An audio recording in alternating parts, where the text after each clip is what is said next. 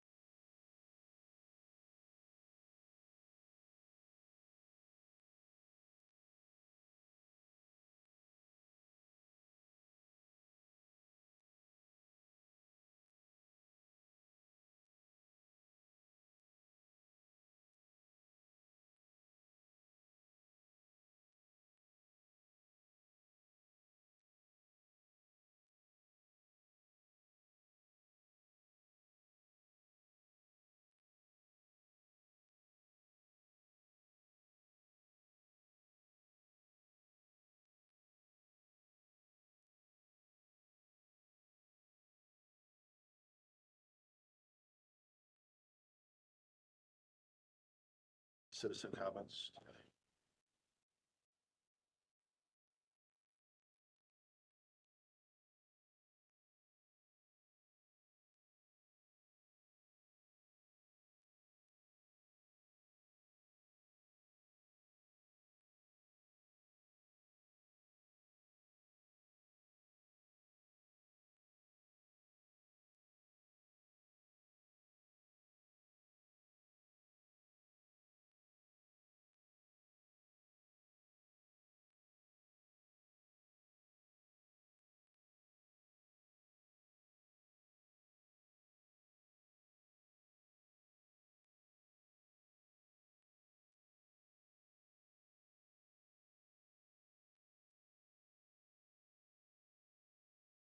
No, I mean, I'm not here to make money on it, so get it, like. You ready? Yes, sir. Ryan? I'm never gonna, I moved the wall. Good evening, everyone. It is 7:01. I'm calling this meeting of the regular meeting of the village board to order. This meeting has been given public notice in accordance with section 19.83 and 19.84 Wisconsin statutes in such form that will apprise the general public and news media of subject matter that is intended for consideration and action. Roll call is showing everyone is present, and absent excused is trustee Rick Miller and trustee Bob Warren. Please rise for the Pledge of Allegiance and a moment of silence. Pledge allegiance To the flag. United States of America. To the republic for which it stands. One nation, under God. Indivisible, with liberty and justice for all. Thank you. President's report. Good evening, everyone. I'd like to share what has been going on since my last President's report update of 2 weeks ago. Today is September 2nd and the first day of school for the Germantown School District. Welcome back to classes, and thank you for providing a much needed break for all the moms and dads out there. Where has the time gone? And speaking of time, this past week also marks the 20th anniversary of Hurricane Katrina and the impact that that storm had on New Orleans. Though no comparison to Katrina, our community is still recovering from the heavy rains and flooding that cost one resident his life. The financial impact from damages to the 450 plus homes are great. The village incurred costs of nearly $500,000. And with Governor Evers on August 27, formally requesting a presidential disaster declaration from President Trump and urging quick approval, we hope that this will help our residents impacted in our village to recover. As a colleague of mine stated, the lessons of Katrina are clear. When government hesitates, people suffer. But when leaders are bold and decisive, communities recover and even thrive. This is so true. I'm very proud that the village of Germantown was the first municipality in southeast Wisconsin to declare a state of emergency. Our response and recovery efforts were best in class. Again, I couldn't be more pleased with the response and recovery efforts of our village staff. We will learn more tonight when we get an update on the 2025 storm response. Outside of the rain and flooding event, it continues to be busy in our community. Several meetings occurred with FEMA, state and local elected officials, the chair of the Park and Recs Commission, the village administrator, and our village attorney. Most importantly, I had many conversations with village residents, which I love. Lots of things are going on, from setting up meetings with Wisconsin DOT, Washington County Highway Department, and the village to discuss next steps associated with what I am coining Operation Fix the Timing of the Lights on County Line. Those lights continue to drive me nuts and other nuts as well. We are also setting up meetings to discuss what I call Operation Storefront, that will address strategies as it relates to creating opportunities for businesses to come to Germantown and to backfill the many empty retail venues that we have. I also had meetings to discuss the possibility of having a Christmas market at Fireman's Park, not this year, but next year. These talks are moving forward, and we now have a nonprofit agreeing to be the lead organizer of this event, so stay tuned. And speaking of Christmas, mark your calendars as the Germantown Area Chamber of Commerce will be presenting the Christmas Parade at 1:30 p.m. on October 15th, followed by the lighting of the official Christmas tree at 4:30 p.m. Pardon? November 15th. I apologize. Good catch. On August 19th, Green Bay Packaging had their official ribbon cutting ceremony. Green Bay Packaging, located on Holy Hill, is the first building constructed, bless you, outside of the TID. This new 250,000 square foot facility will not only bring jobs to our community, but much needed tax revenue as well. On August 21 at Fireman's Park, the last music at the pavilion event for this season occurred when the music entertainer Bella Kane took the stage. An estimated 4,500 people attended and a record was set. Hats off to the Park and Recs team for our most successful summer concert series yet. On August 22nd, we posted on the village's website an update on the road construction within the village. The good news is that road construction is nearing completion.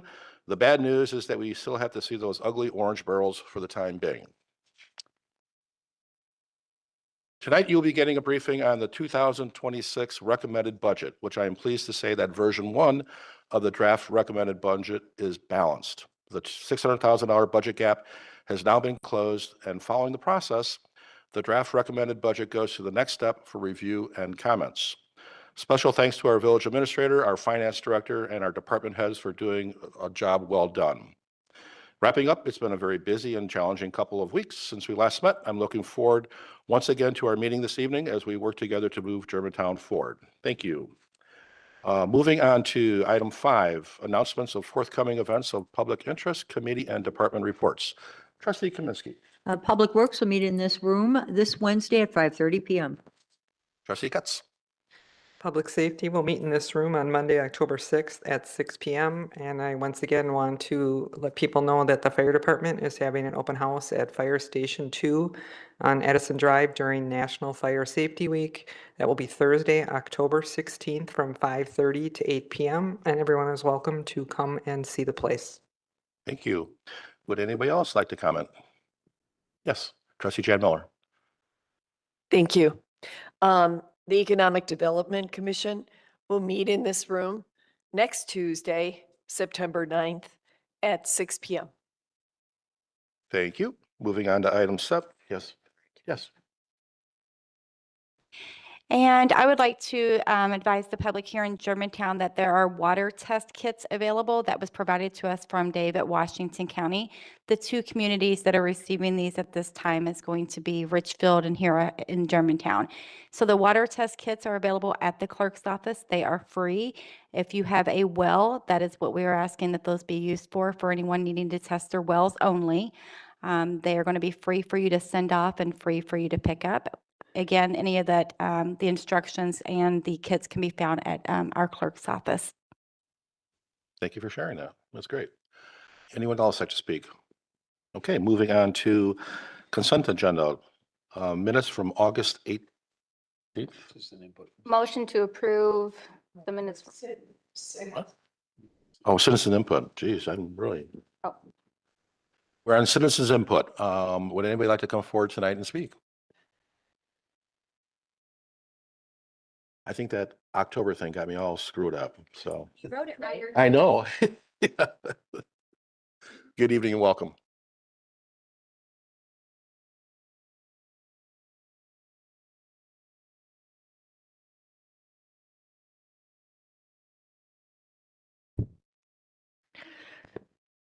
Okay. After the flood, I got in my car and drove around. I went all around the city to see where the water was and how areas were affected by it. I especially went around the golf course because I looked at the area that we were once presented to trade for. And I think you'd need a canoe to go look at that land, okay? And I'm really glad we did not approve that. And, we need this. My problem is I'm very financially adept, and my concern is taxes. I called today and mine are going up again, and this is really disturbing. And I think our spending habits need to stop. All this development and stuff, what are we doing? Why are we doing all this in such a hurry?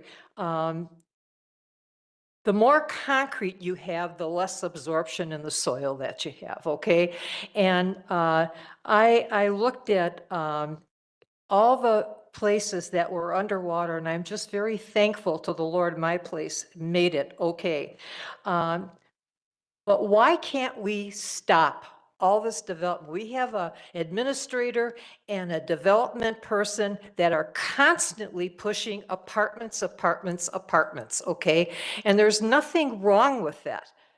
We don't have the money for that. We have to pay back $9 million for land that this board, the old board mainly did this, approved this without very, very many not many public meetings at all. All of a sudden, we're told we own this property. That property should be sold.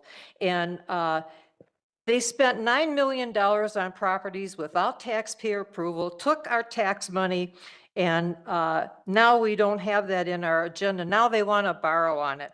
And also land purchase for the right-of-way, this thing with purchase of right-of-way from Holy Hill.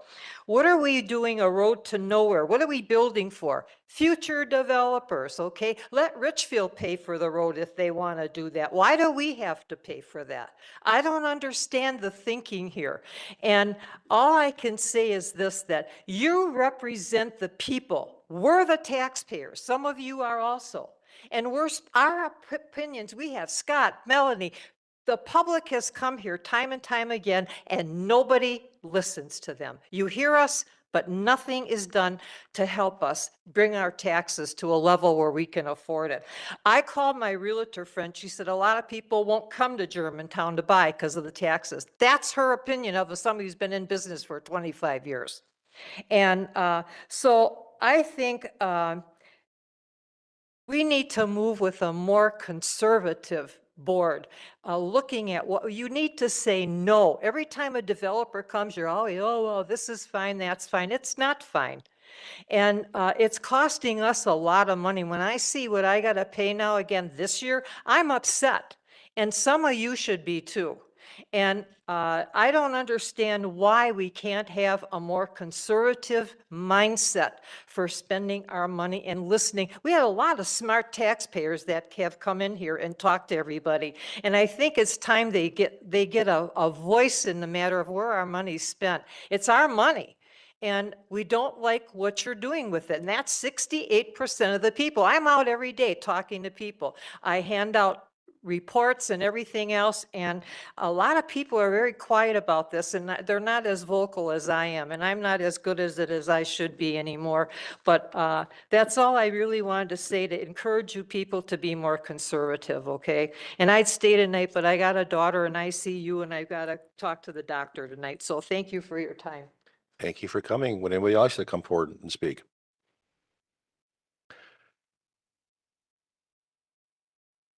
Good evening and welcome.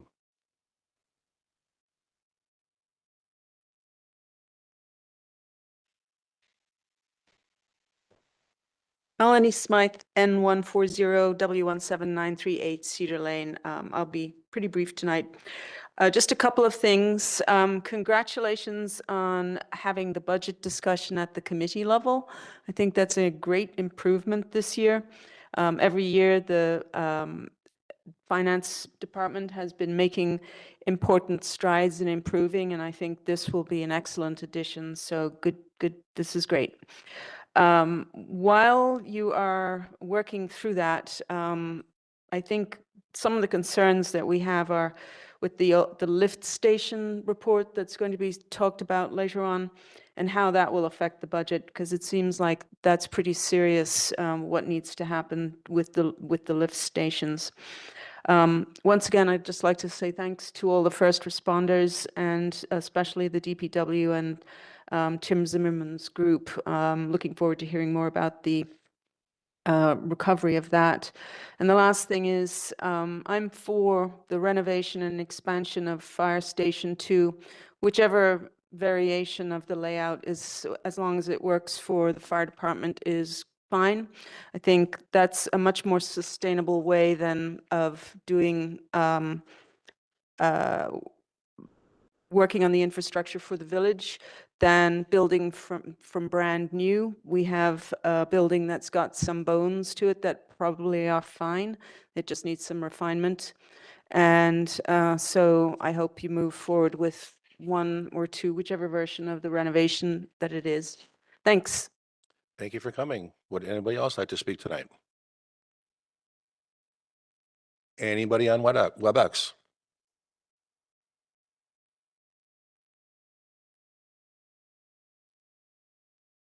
While we're waiting, we do have two comments that were emailed in. The first is, hello, if the board approved the remodeling of the firehouse, how long will it last before the fire department comes forward again asking for another firehouse? Also, if and when the remodeling is done, will fire department keep an ongoing inspection on the upgrades that are done? Have the repairs done as needed or wait until it falls apart again? Did this board or the fire department ever think of doing a combined fire department with another community? Or maybe a county-wide fire department, since dispatch is now at Washington County? Example, all over the news channel about Tosa and West Allis talking about doing a combined department. We need to think of a way of saving money for the taxpayers instead of asking for taxpayer money from the taxpayers all the time, the Schneiders. And this was read at the most recent Public Safety Committee meeting prior to this meeting. The second is from members of the Germantown Firefighters Local 4854. Village of Germantown Board, on behalf of the Germantown Firefighters Local 4054, we respectfully urge the board to vote in favor of the proposed remodel and expansion of the Edison Drive Fire Station. When the Edison Drive Fire Station opened in 2001, it was staffed by 3 full-time personnel during daytime hours. At night, no personnel staffed the station overnight, and calls for emergency services were ran by community members or paid on-call firefighters or EMTs. Operations were also supported by a second location on Park Avenue. Since then, Germantown has flourished and experienced exponential growth, and the demands on public safety services have increased. Today, our department operates exclusively out of the Edison Drive location, staffed 24/7 by 29 full-time personnel. The Edison Drive station was not built to meet the demands of a full-time single station operation. Numerous deficiencies were identified during the needs assessment last year. For example, the kitchen is original to the building and constructed from deteriorating particle board cabinetry and laminate countertops. It no longer meets modern building codes or ADA accessibility standards. Bunk rooms are approximately 50 square feet in size, too small for our taller members to lay down. Storage and office space is critically limited. Broom closets have been repurposed as offices. Rooms are serving multiple functions as a dormitory and an office, and the fire chief has been relocated off-site due to such little room. There is no space for required belongings and gear, leading to improvised and inefficient temporary solutions in every area throughout the house. Many other examples of the station not being built for the purpose that it currently serves exist, most of which can be located in the needs assessment or on a tour of our station. In addition to spatial limitations, there are significant health and safety concerns that need urgent attention. Mold has been repeatedly found in the walls, HVAC equipment, despite ongoing cleaning efforts. The HVAC system is not sealed and is located in the apparatus bay, allowing exhaust fumes and carcinogens to circulate through the living and working quarters that we spent 1/3 of our year in. Walls are not insulated, allowing wall temperatures to fall below 40 degrees during winter months within our sleeping quarters. In the summer, despite the use of 2 residential dehumidifiers and 1 industrial dehumidifier, humidity levels regularly exceed 70 to 80%, causing discomfort and contributing to moisture-related damage. There are no private locker rooms or secured restrooms. The sole restroom lacks a lock, and privacy is limited to a donated shower curtain, posing concerns when members are showering after calls, which becomes more problematic when public programs involving children are taking place in the station. As this remodel and expansion of our current station has been discussed, options for expansion are limited to expanding to the east or north. We would prefer the east side expansion, and benefits include separation of the crew quarters from public education spaces, as our community organizations commonly use the space other than us. Examples would be firefighters are your friends, CPR classes in the evenings. The second comment is offers a larger noise buffer from road noise on Maple Road at night and snowplows in the parking lot in the winter, so fire personnel may be more rested for overnight calls for service. We also respectfully request the board members to advance this as an RFP in hopes to streamline this process and move it forward. This station is our second home, affectionately referred to as a firehouse. Some of our members spend 3,500 hours each year at this firehouse, almost 70 hours a week. While it would be nice, we are not asking for bells and whistles with this renovation. We are simply asking for a safe place with adequate working area for us to keep our residents safe. In closing, Germantown Firefighters Local 4854 would like to thank this board and the residents for their continued pursuit of public safety excellence. We urge the board to approve the much needed and overdue improvements at our house to keep our members safe and healthy so that we can continue to serve our community. Sincerely, members of the Germantown Firefighters Local 4854. Anybody on WebEx would like to speak? Nope. Anyone else in this room would like to speak? Okay, we're moving on now to consent agenda. Entertain a motion for the minutes of August 18, 2025. I'll make a motion to approve the consent agenda item A, minutes from August 18th, 2025. I'll second. Thank you. Trustee Cutts, a second. Do we have discussion? Seeing none, all those in favor, please say aye. Aye. Do we have any opposed? One of the, Trustee Baum is abstaining. We are now on to new business. Item A, update on the 2025 storm response, including debris collection, FEMA information requests, and well number 7. It's all yours, Matt. Good evening and welcome. Thank you. Just wait 1 second. I have a presentation that I'll be pulling up here in just a minute.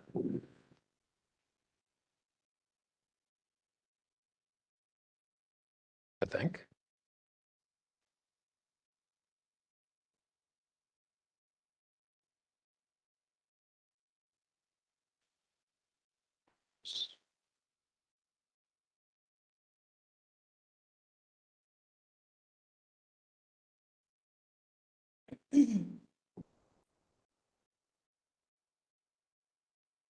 It's weird. Does this in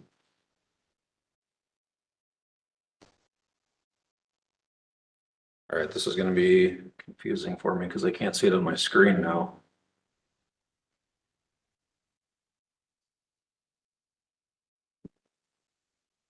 All right, I'll do my best to look across the room and oh no, I can see it now. Great.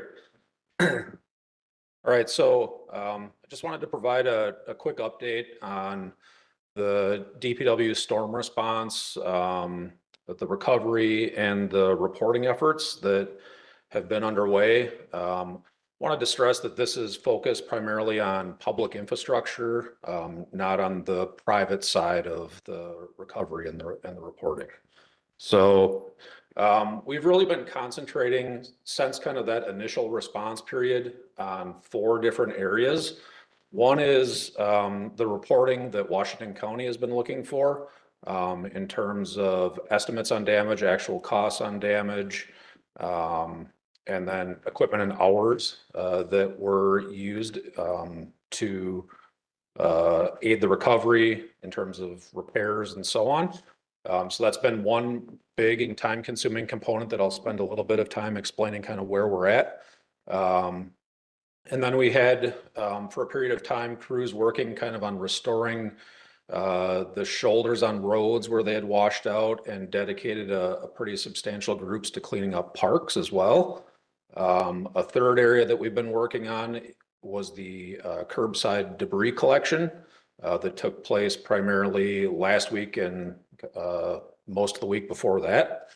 And then we're just kind of moving into a phase now where we're working on some repairs. So I'll move on here and go into some detail on each of those. They're reporting to Washington County Emergency Management. So the initial report for public assistance, and that includes infrastructure. It also includes, you know, potential costs that we could get reimbursed for equipment that was used, invoices that were paid, or hours that were worked. So initially, Staff conducted a survey using a tool that was provided by Washington County Emergency Management, where we identified 60 sites that were reported last week on the 27th, 60 sites where there was some sort of infrastructure damage. The vast majority of those were relatively minor sites where there was some debris on the road that needed to be removed, or some relatively minor to moderate shoulder repair that needed to happen on roads that had washed out a little bit. And as of last week, Wednesday, we were able to kind of finish up the estimating and reporting aspect on 40 of those 60 sites. At that time, we had estimated about $128,000 in damage to public infrastructure. And then the total estimate that we submitted to Washington County at that time was about $484,000. So that includes all the hours from the start of the event and that initial response through Wednesday of last week. Probably as you're driving around, the most visible things that you noticed in the village were the damage to Rockfield Road. Now, not everybody goes to that location on Rockfield Road because thankfully it's not a highly traveled road. And for anybody that isn't familiar, the section of Rockfield Road that was damaged it serves just a couple parcels, including a couple farm fields. But it's on Rockfield Road west of Gateway Crossing, so right over by I-41. And then the other area that you probably noticed driving around is more visible, and that was the pond outlet for the Winsong subdivision and the path on Donges Bay Road that was washed out. So just a quick picture here. If you hadn't been up to Rockfield Road, this is essentially what it looks like today. You can see the cross culvert in the road there that was completely exposed, though it's sitting in roughly the spot it was. But the flow was just too intense there. And we washed that completely out. For scale, I would say, if you're looking at the top of the asphalt, kind of across the picture to the bottom where the cross culvert is sitting, that's probably in the range of 8 feet. So there's a substantial washout on Rockfield Road, and I'll talk a little bit more later about how we're going to address that. And then the Donges Bay path and the Winsong storm pond damage. You can see in one picture there, again, just some pretty substantial washout. The pond was overflowing pretty heavily during the rain events, and that is the result right there. Unfortunately, if you can see in the picture, you can see that the asphalt was brand new there. We just made a repair, and of course, that was one spot that received the heaviest damage. So when I get into repairs, I'll note again that we actually just started work on repairing this today. So we're on the way. So the next step for Washington County was the report that was due today at noon, and things did change a little bit. So since the initial report last week, we added 8 locations. Most of those were related to a survey that we did on storm ponds, and there was some additional storm ponds where we found some damage. So those are accounted for in these new locations. The primary addition was the Division Road Bridge over Jefferson Ditch, and I'll go through and explain that in a little more detail later. So we completed paperwork. If you remember from the previous slide, we'd done 40 of the 60 sites. The paperwork was completed last week. We were able to get through the rest of those and the new locations. And we were able to add in the costs associated with the debris collection effort. And that brought our infrastructure damage estimate up to about $191,000. But interestingly enough, as we kind of refined some numbers, the total came down a little bit to about $459,000. The next step or steps in terms of what to expect from emergency management, WEM or FEMA, is that we really need to find out if the president will declare the southeast Wisconsin area as a disaster. If that does happen, then we can expect to start dealing directly with FEMA on these reporting aspects. And it's also possible, things are very fluid with Washington County Emergency Management, but it's also possible that there could be somebody on site here to do some inspections of our public infrastructure. So that is kind of where we're at with reporting. Here's a picture of the Division Road Bridge over Jefferson Ditch. So as the water is receded, and if you've ever been on the underside of the bridge, probably not many of you, but I had the pleasure this week. You can see, the arch down here. You can't see my cursor, but the lower picture, you can kind of see the arch of the bridge on the underside. That was essentially full during the storm. And there was even overtopping of the road from surface water. So this was flowing very fast and heavy during the storm. And as the waters receded last week, we started to notice this debris pile that's in the top picture. So if you're looking over the bridge to the west as you drive by, you'll see that little island of debris that didn't used to be there.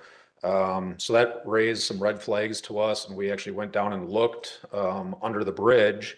And what we identified was that the northern abutment on the bridge had some pretty significant water scour. So the water was flowing so fast that it kind of dug a hole, a pretty substantial hole around the footings on the north abutment.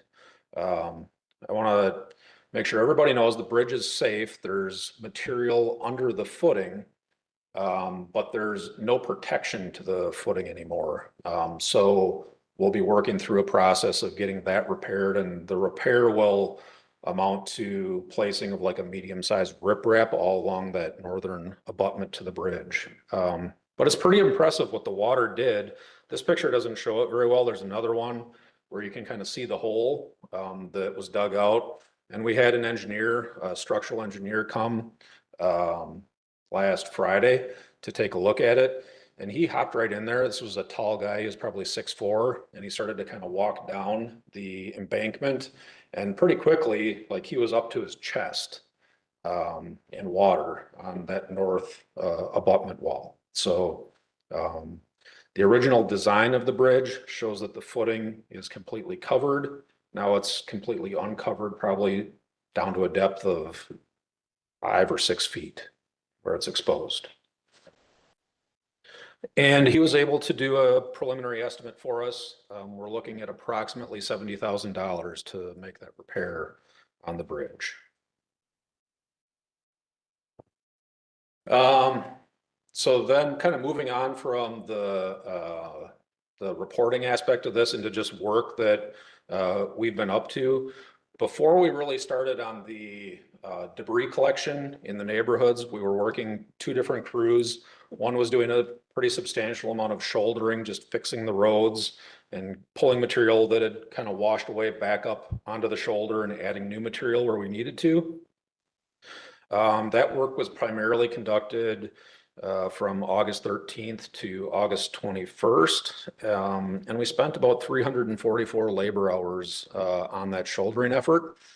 We also spent about 105 hours of cleanup activities in parks. So those were 2 substantial chunks of our time related to recovery. The next was debris collection. So we did the curbside debris collection, making 1 pass through the village. We started that on Tuesday the 19th, and we finished on Wednesday the 27th. During that effort, we used 6 pieces of equipment. 3 were borrowed from other municipalities. So we had a garbage packer, which holds a large amount of debris from West Dallas and Sheboygan. So we want to thank them for lending us their equipment, as well as a loader from Lisbon. In addition, the village used 3 of its tandem axle dump trucks. So in total, over those 10 or 8 days, I guess, we brought 106 loads to the dump at Waste Management, and brought in about 250 tons of damaged material. So we're anticipating, based on a communication with Waste Management, that will be about a $10,000 bill for that activity. And in total, that took us about 523 hours to complete. And then, we're moving more now into repair. I mentioned that we had those 68 sites that we had identified. We'll be coordinating between the engineering division and the highway division of Public Works to have a plan of attack on how to repair some of those sites. Like I mentioned, we already started with Division Road, and that'll be a job that we'll do in-house. When it comes to Rockfield Road, I'm actually meeting with both Kevin Driscoll, the village engineer, and Scott Anderson from Highway tomorrow to come up with a game plan. But likely what we'll have to do on Rockfield Road is some sort of temporary fix. There have been residents and landowners in that area that need access restored, especially for farming activities. So we're going to do something temporary.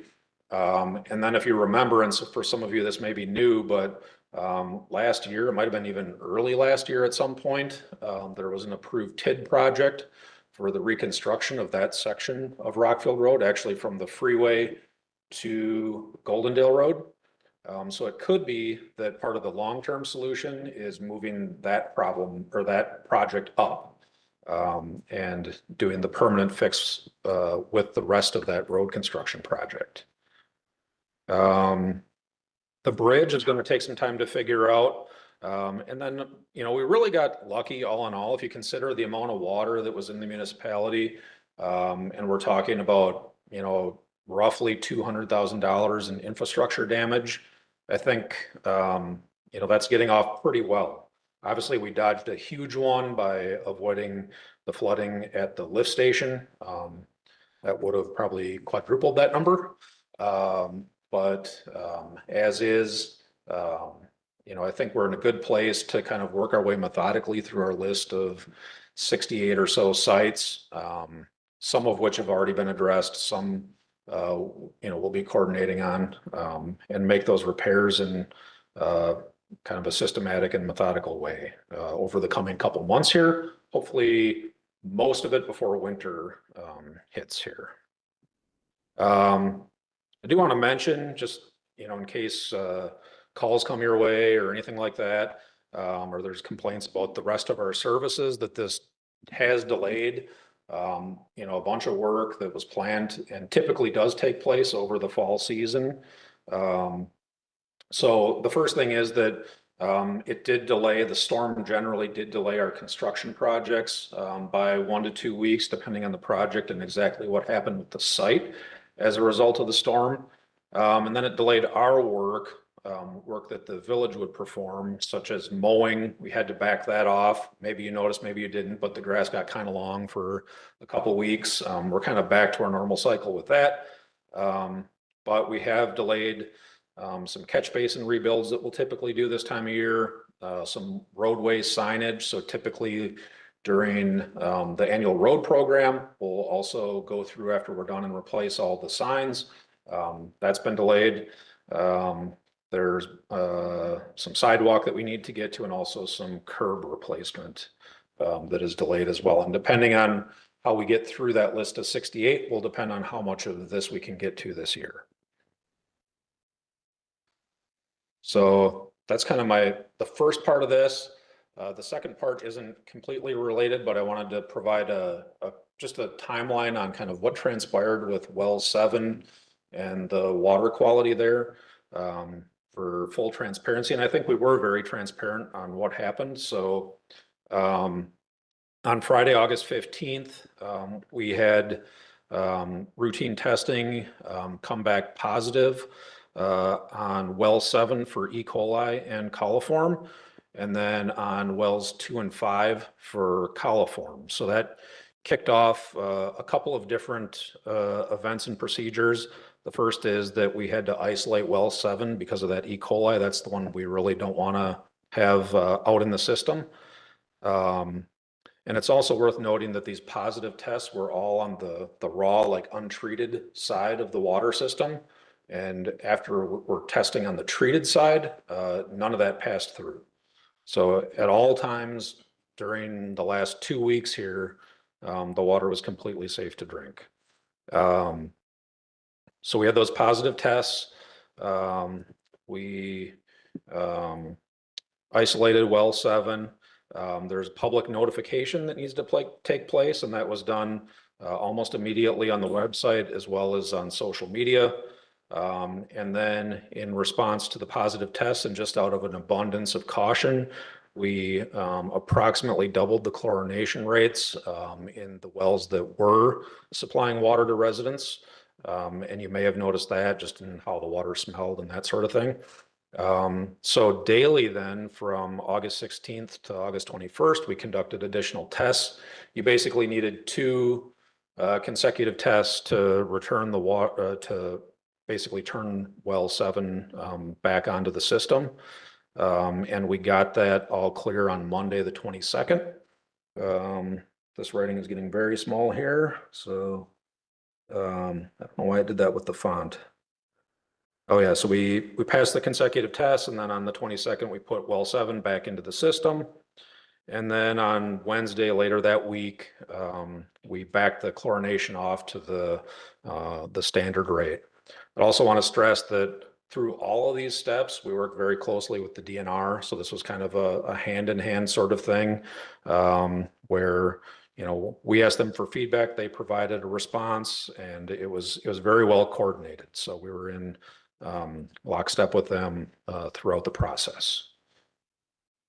And that's the well 7 update. We continue to be clear on our testing. But I'd be happy to take any other questions there are on well 7 or the other recovery efforts. Trustee Kaminsky.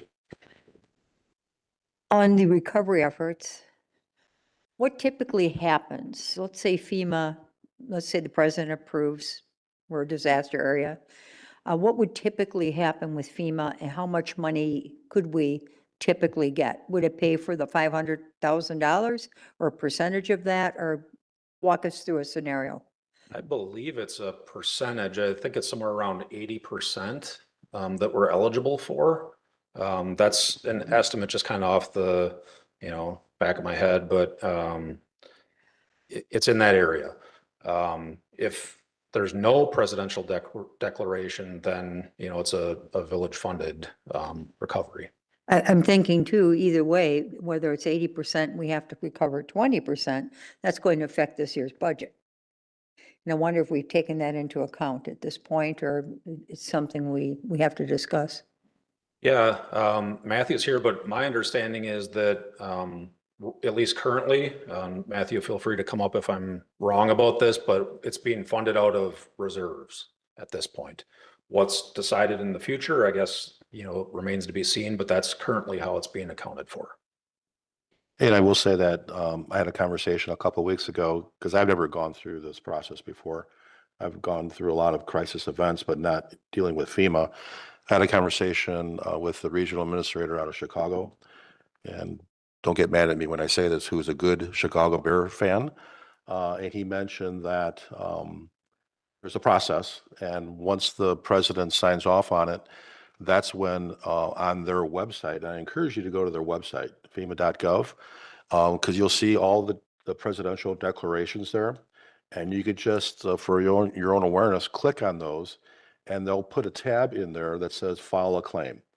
Not only for the village, but most importantly for the 450 residents in the community that had impact to their basements, et cetera. What they can get from that is unknown, but you got to follow the process and follow the claim. So that's hopefully forthcoming. If there is a declaration, and I was talking to the FEMA folks on site over at Rivers Bend a couple of weeks ago, they said that we're going to start the whole process over again, because the FEMA folks were here just for the residential areas, not for the public infrastructure. So they will be back in our community surveying the 68 events that you talked about. So. Yep. And these reports are very time consuming to put together. Matthew spent a lot of time on it. Our engineering division has spent a lot of time on it. So we feel like we have the information packaged the way, you know, Washington County and Wisconsin Emergency Management wants it, but inevitably the way this stuff goes is there's going to be new requirements if we get that declaration. So we have to be ready to kind of adapt and, you know, put our efforts into that. So hopefully that does happen. That would be a good result for the village, and we're ready to support that. Matt, I do have a question relative to damage in Washington County. Do we have a dollar amount? Because I heard it was in the millions, and I don't want to misquote anything. If we're only 500,000, and I'm biased when I say this, we were heavily hit. I heard the same, though not officially, kind of informally or secondhand. The guidance we were given by Washington County was that you should be estimating to restore it to like condition. So, you know, one example of where that has a significant effect probably is Rockfield Road. That essentially was a pile of rocks before the storm. So restoring it to something like that isn't as costly as, you know, a permanent fix on that road like it's brand new. So we followed that guidance. And that's how, you know, we came with the estimate we did. If that, you know, wasn't the case in other parts of the county, I can't say for sure. But that did surprise me. And last question I have is relative to the bulk pickup. I've heard nothing but positive comments from folks about your team doing what they did over the last couple of weeks. And I know initial comments, we're going to get some support by Waste Management. I understand that they were overburdened and that really didn't come through. Is that accurate? Yeah, that's accurate. The curbside collection was essentially 100% Public Works. Well, thank you for doing that. Yeah. The one that Waste Management did provide dumpsters at the DPW. I think what remains to be seen is if we'll be paying for that. Initially, we thought perhaps we wouldn't have to pay for dumping at the landfill, but that has since been dispelled, and we've, you know, received the communication that we're anticipating a $10,000 bill there. So, Gotcha. Further comments? Trustee Jan Miller. Well, I just wanted to thank the crew because I do live in Windsong, and we were near the pond, greatly affected. So everything they came around and took our piles of treasures that were in the basement that were totally destroyed. So thank you for that. And then thank you for getting the crew out there for the sidewalk on Donges Bay Road. We have a lot of walkers, and it was just critical. So, and they had just fixed it. It was sad, but it was totally destroyed. So they were working at it today. I went out there and I thanked them. So thanks a lot. Overall, we couldn't ask for better service from our team here, whether it was the police, the fire, DPW, all the divisions. We really appreciate that. So I do have a question. I think you may, well, I'll make a comment. We were very, I think the village was very, very responsive in their communication about Waste Management coming and helping us out. And then when I read the report from our administrator about them turning around and charging us for dumping, I was taken aback, because that's just, you know, it's a disaster. Why would they do that? So I would try to negotiate with them. And then I do have a question about well number 7. I believe you made a statement that you said it is very important to get well 7 back online. well 7 is online. I know, but why would it be, or is it specifically important to have that well online? Because I don't think I said that in the context of the testing, but there is an item at Public Works tomorrow where I mentioned that specifically. oh, It's the highest producing well in Germantown. well, that's it then. Yeah. Okay. So that's why it's significant. Yep. But we do blend, so, Yes. but we can't get the volume out of the other wells that we get out of this well, correct? Well, well 7 is the highest volume. We can supply the entire village with the remaining wells.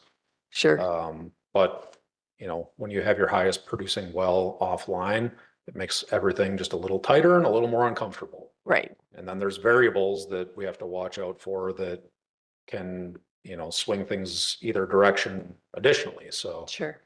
yeah, having all of them online is a nice place to be. Is well 7 a deep well? Shallow. Shell, okay. Thank you very much, and thank you to your department and all the rest of the departments here. We appreciate it.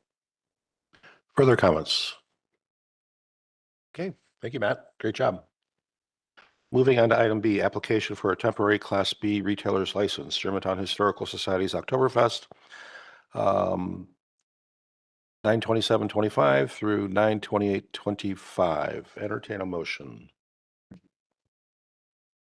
I make a motion to approve item B as written.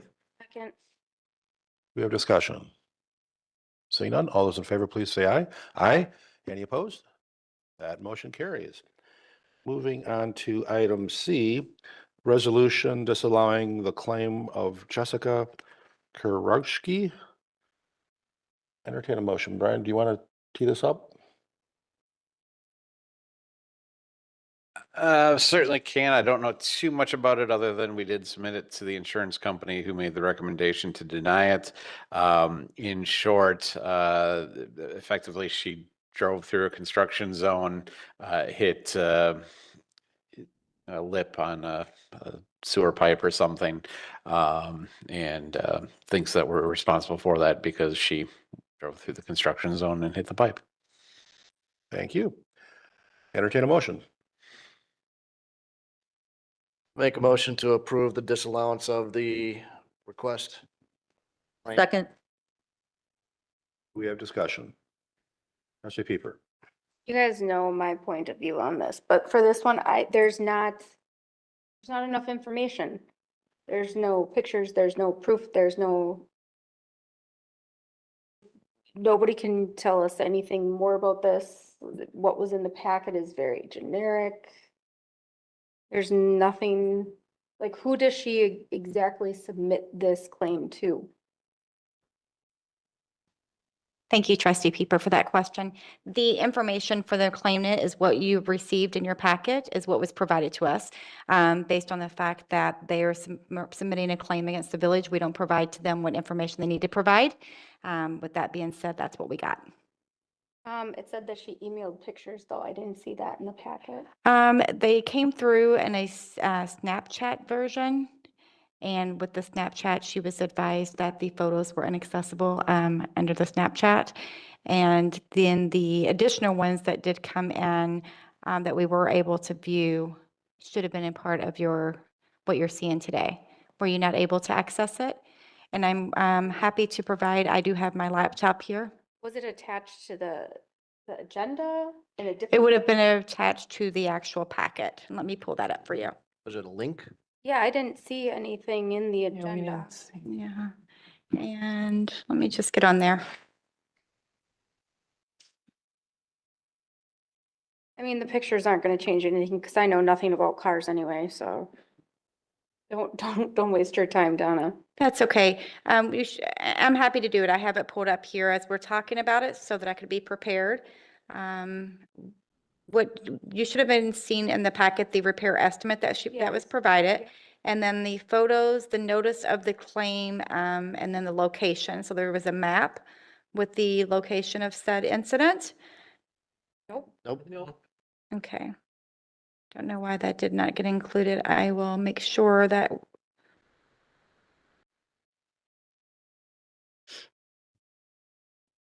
I understand that there is information missing, like, did she have to drive through this? Did she have to drive through construction? Was there any way, like, was this really our fault? You know, she was going to work from home. There was no way to go other than through the construction site. Mhm. guys know I hate this. I know which way it's gonna go. Go ahead and vote on it. I'm Yeah. a minority. The information that she provided, which you should have had included, but just in case you guys were, did not receive it, says, I was driving on my way to work and I heard a loud noise. There was a big bump in the road on my street and there was no sign up at the moment, so I didn't see it. That is what she had submitted as far as what her claim was. The map as to where she's saying the location was, and then Matt Morwet can speak more on this. Was North 113, West 15513 Francis Drive, and the date of the incident was July 22nd. Brian, did you see all of the information provided by, from Jessica, the map, the pictures? I just want to know, because you're making the recommendation that we deny this. I did not see the pictures. I did see the claim and the information that she provided, as well as the recommendation from the insurance company to deny the claim, which is standard practice. It's a construction site. There were letters that were sent to everybody that lived along the street, when the construction was starting, what was going to be involved. That's just one of the risks that you have when you drive through a construction site is that, there's going to be things that are exposed that are, there's no, intention to damage vehicles. There's no negligence in the sense that it's part of government operations. And so because of that, that public policy once again says that you push that responsibility off of the taxpayers onto the individual who's suffered damage in this case. Thank you. Okay, you shared the photos? I did. Okay, great. And I apologize that for some reason that link was not available to open for you guys on your end, but we will make sure we double check that for any additional claims coming in forward. Further discussion? See none? All those in favor of disallowing the claim of Jessica Kurzynski, please say aye. Aye. Opposed? Aye. Your hands up, please, for the opposed. Jansen, speak for the record. Thank you. Thank you. That motion carries. We're on to item D, acceptance of the Ruckert and Milky, likely, Old Farm and Main Station Lift Station Study. Welcome back, Matt.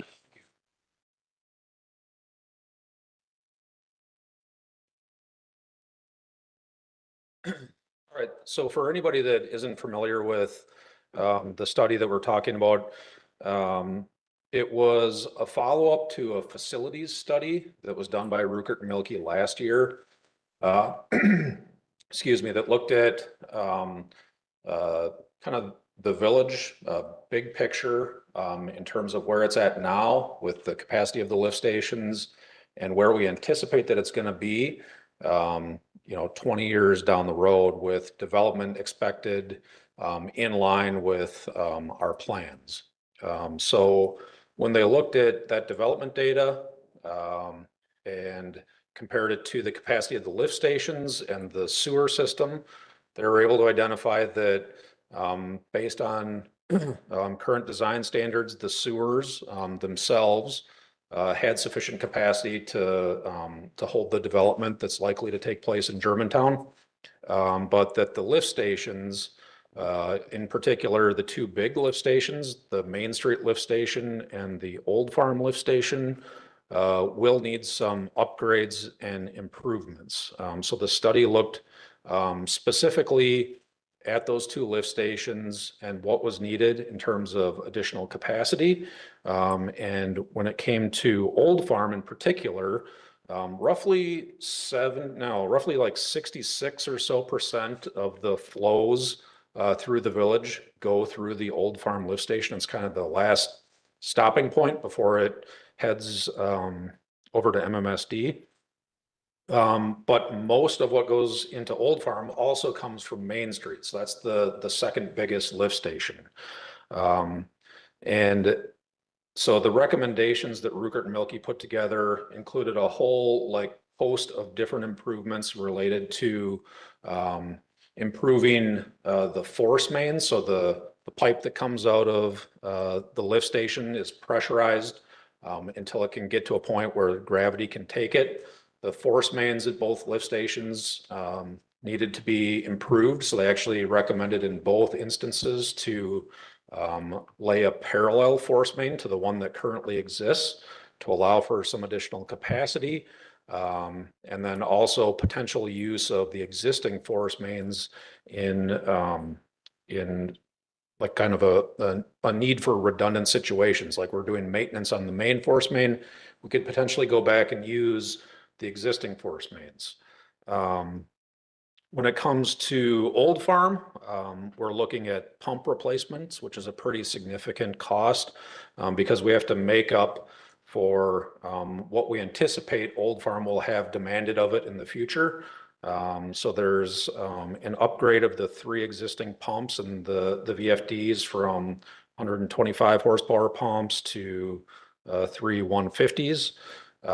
Main Street does not need the pump upgrade, but does need impeller upgrades. And then there's a whole host of like building and power and controls related improvements that are also necessary for Main Street and Old Farm. So it looked at all that. It did the estimates for both Main Street and for Old Farm. And we estimated in this report that Main Street needed approximately $6 million, big round number there, of improvements, and Old Farm needed about 8.7 million in improvements. And it recommended kind of the next steps to go through. In particular, we'd be looking at design of both improvements next year, followed by construction of Old Farm the following year, and potentially Main Street the year after that. So that's kind of the basic recommendation of the report. I guess I'd be happy to take any questions. I realize that because of the recent events, there might be some questions or concerns about how this might have affected things differently in the storm. And if you have something specific on that, I can try to answer that too. I know Trustee Bob Warren sent an email a couple days ago or yesterday specific to can the R&M report, the conclusions in the report still valid after what we saw with the flooding? And you commented back that would not change anything. The sewers are not designed for a 1,000-year flooding event. The project will increase capacity of the lift station. Most of the upgrades are not related to peak hour flow rate, but are building and mechanical improvements. Is that accurate? That's accurate. Yeah. Okay. Comments? Trustee Cutts.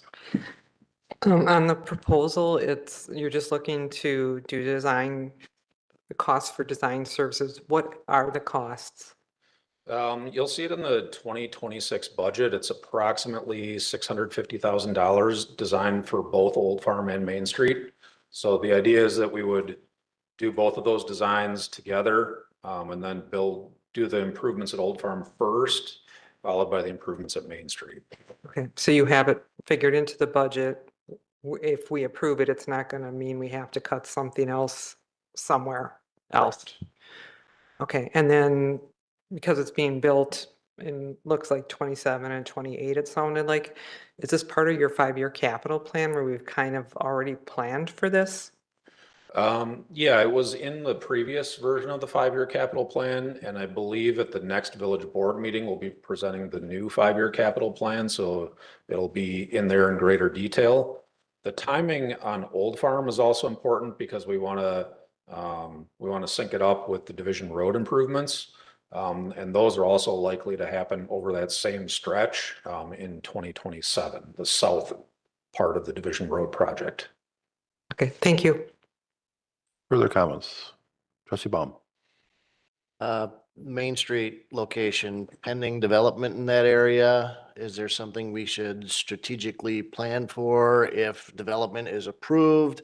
We'd want to do this before development, or we want to wait till after development so we're not ripping things up after we put them in? Nothing along those lines. In addition to like the impeller replacements that I mentioned, a big part of the project is a generator replacement. And there's a new structure that's going to be installed on the existing properties to house those generators. But that stays within the village-owned parcel and doesn't really affect the rest of the development there. The only thing I would suggest including as part of the Main Street project would be some odor mitigation systems if there would be development, like housing development in particular, right on Main Street there. Okay. Over the years, Tim has been telling us about the facility over by Fleeton Farm that you were protecting. Yep. We were planning on relocating that facility farther away from. What's the timeline on that? Is that still an issue? Still an issue, and I think maybe even issue of greater importance in light of what happened a couple weeks ago. Everyone saw how that lift station was essentially in a low spot or a bowl down there. And the location that the village has been looking at for a number of years is just on the other side of the Menominee River.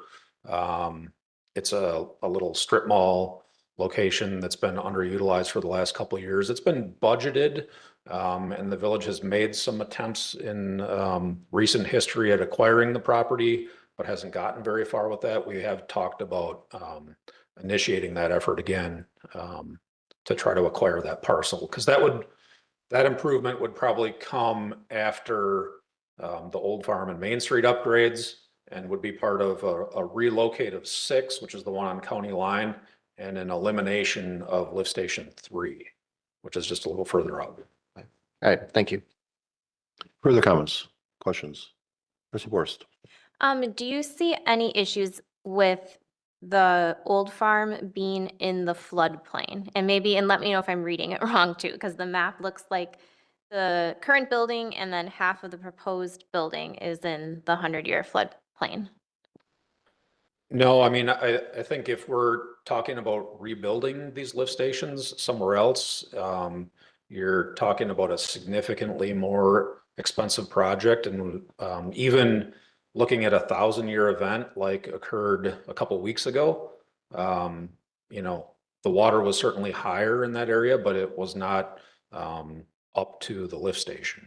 So I think that's a good sign. Further questions, comments? Trustee Jan Miller. Does the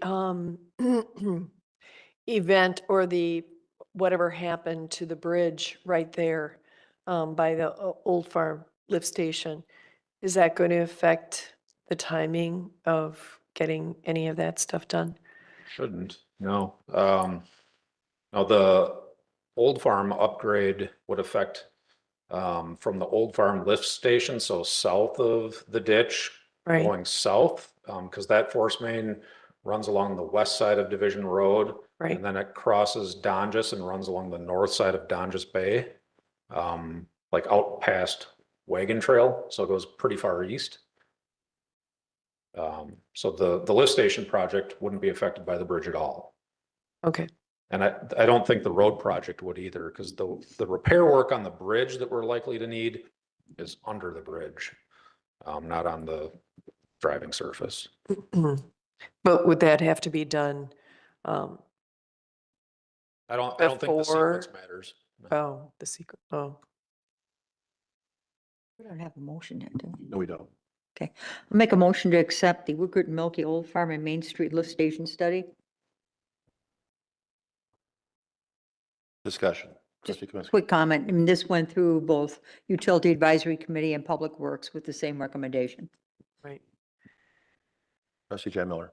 And the last question I have is, how will this, do you have an idea of how this will be paid for in a budget? Well, it'll be borrowed for out of sewer utility funding. There's also potential Grants. that revised impact fees could pay Oh. for it. So the village is going to continue to assess, you know, different funding mechanisms. There's also instead of traditional borrowing, there's a loan program by the DNR that offers a low interest rate, kind of like half of market rate, Yeah. that we would likely be successful in getting for the project. So we would obviously look at that as well. Are there any grants right now Both might be too far out to. Yeah, over I that. think we'll want to get into the design and into the particulars of the project, and it's Sure. possible that that stuff is out there, but we haven't identified it yet. Okay, thank you. Further discussion? Seeing none, all those in favor, please say aye. Aye. Opposed? That motion carries. Thank you, Matt. We're now on to item item E, approval of the purchase of right-of-way from Holy Hills Self-Storage for improvements related to the intergovernmental agreement with Richfield to provide sewer and water service. Make a motion to approve as presented. Second. Discussion. Trustee Cutts. I noticed in the packet, there's an Exhibit B, which is a private crossing agreement with, must have been with the original purchase. I guess why is that in there and what does that mean to us? The village. Brian. It's in there. You are correct that it's the original agreement that was in place for the crossing that was there. It's in there. I think, we weren't involved in the negotiations. That was all done by Richfield and their team. But I think it's in there, at least as I read it, just as basically a history type document. Hey, this is part of what is involved in going on there. So I don't read into it much more than that, I guess. Okay, but it's nothing, we're not guaranteed the crossing. It would still have to go through whatever process with the railroad. Correct. Okay, thank you. Trustee Baum. Is there any progress on that railroad discussion? No, you'll recall Administrator Krecklow had reported out at a couple instances that the consultants that we had talked to pretty much were unanimous in the thought that you wanted to wait to do that crossing approach until you at a minimum had the right of way, Until you got all this. which we will have now. And some of them even suggested that we would be better served if there was a development that was pushing for that access.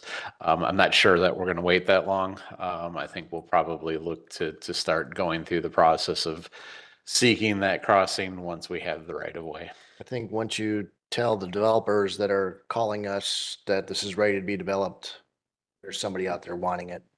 Could be. Matt, did you want to provide anything? The only thing I would add is that this is the last piece of acquiring the right of way that is first necessary for the utility extension. So eventually it may be a road, but the first thing that would happen is this is the route that the utilities would take to get up to Richfield. Further discussion. Trustee Parst. Can you provide some clarity on what the total cost of the project has been so far? I'm probably not a good one to ask because that's way above my pay grade. Matthew, I don't know if you can give a ballpark.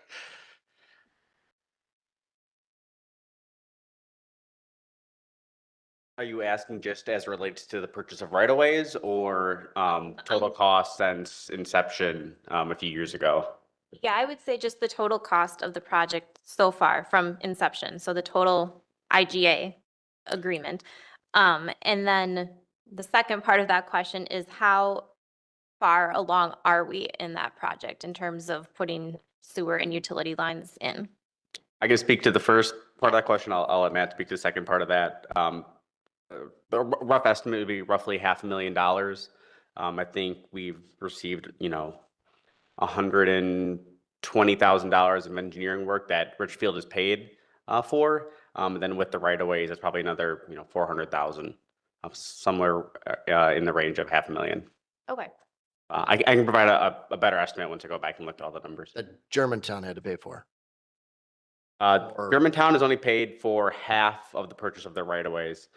So roughly $350,000 or so. So that's all we've got into it is 350. Correct. This is something that we have to do per the IGA with Richfield. Correct. Thank you. Matt? The rotating mats here.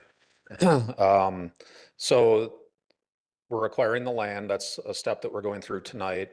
The design for the utility extension is essentially complete through the consultant that Richfield hired. But The development proposal that initiated all this stalled out and is not happening. And not happening on the timeline that was anticipated then. So the actual construction of the utilities has not taken place.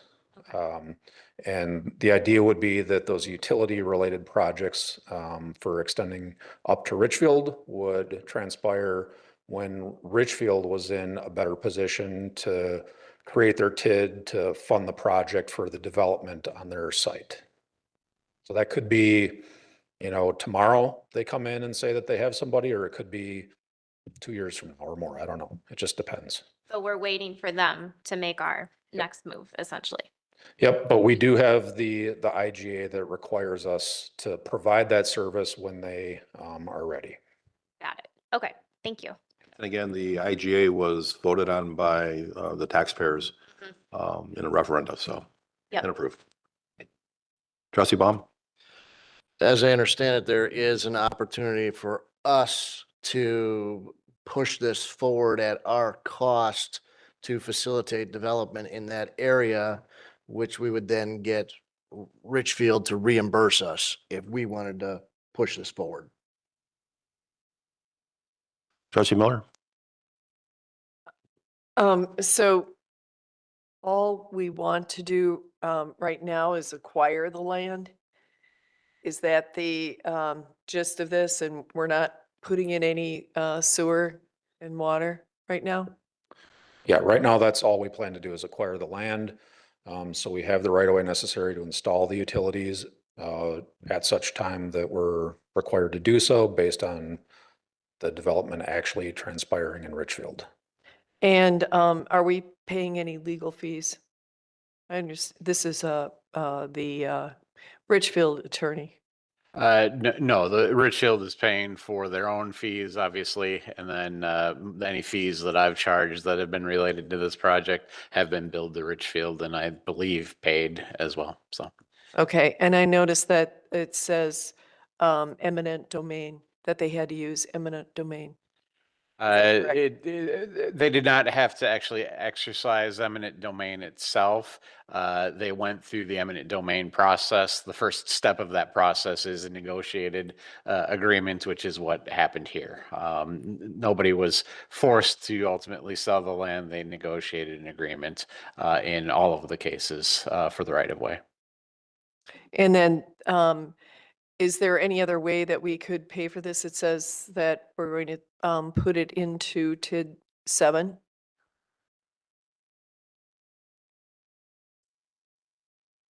At finance. We could pay for it out of general fund reserves, but I would recommend just paying for it out of TID 7 since it has the appropriate cash flow and is within the TID. Okay. And there is nothing on the horizon for Richfield as far as development. That's my understanding.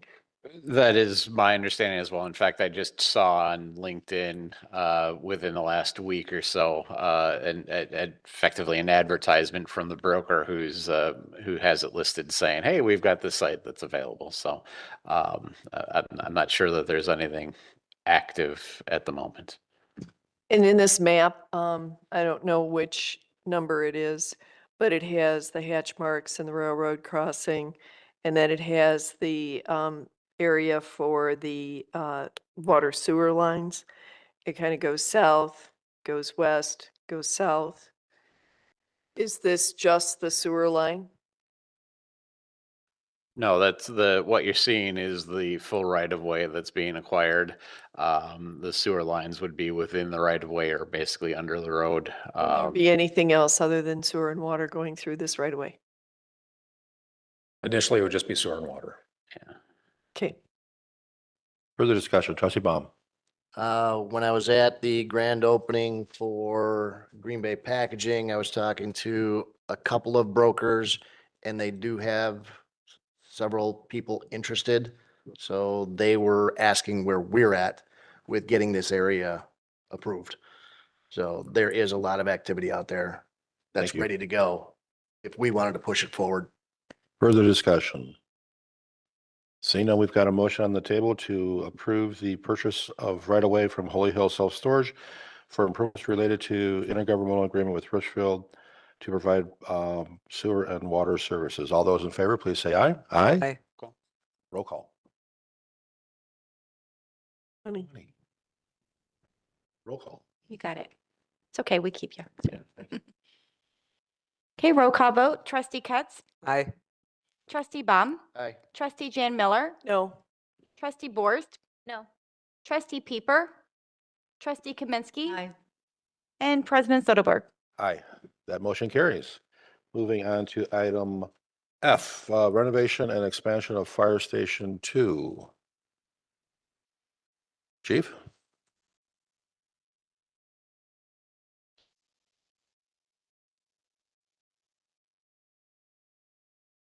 The floor is yours.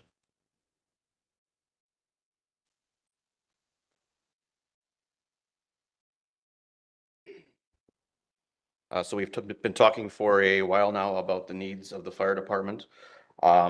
With some studies done recently of the fire department and our spatial needs. You're requesting, why is it not coming up?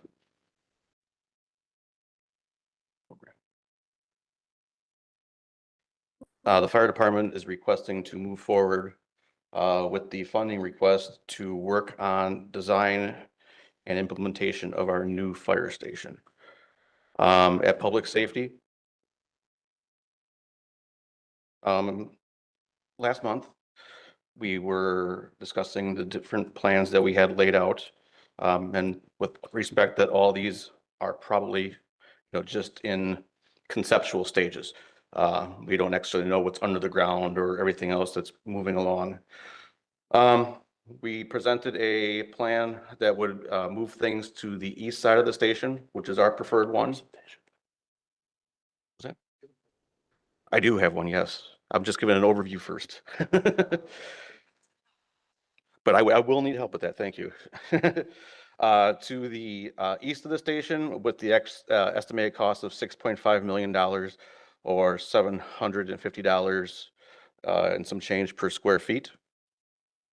Or moving it to the northwest side of our station, which is also a little higher at $6.58 million or $809.69 per square feet. And if we can get some help, I will get this going.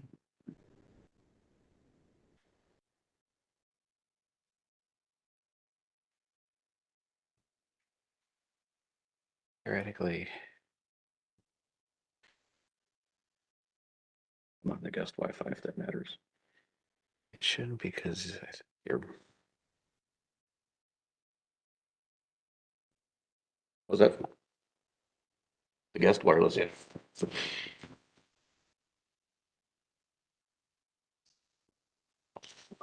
Let's just go old school because it's easier.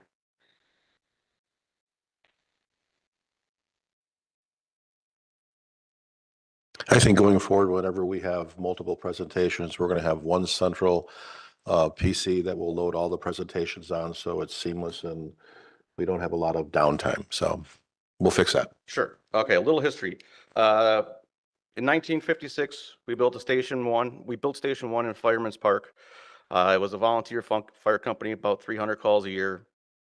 In 2001, we built Station 2 and moved in 2001.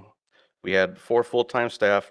That's equivalent full-time. It was actually 3 full-time people and a full-time chief. Excuse me, 3 part-time people in a 3 part-time people and a full-time chief, and had about 500 calls annually. In 2018, we had closed the Park Avenue station due to response issues, size of the building, and having vehicles fit. The recommendation from the consultant at that time was this was a 3 to 5 year timeline for this plan. Move ahead to 2029 or 25. We have 29 full-time people, 8 there each night, approximately 2,500 calls, 5 times more calls than we had in 2001, and out of one station. We've experienced different hazards throughout the village, lithium-ion batteries, electric vehicles, hazardous materials, plastic plants, and numerous other things. In 2003, we had a needs assessment done by Tridata Corporation that identified that at that point in time, with the demographics of the village and the size of the village, we should have had about 4 stations at that point in time. In addition to that, it had recommended back then that we had 21 full-time firefighters. 2018, which was when we closed Station 1, the assessment recommended the closing of the station, recommended additional space remodeling at Station 2, and recommended a second station by 2023. This last needs assessment identified the following opportunities and more in Station 2.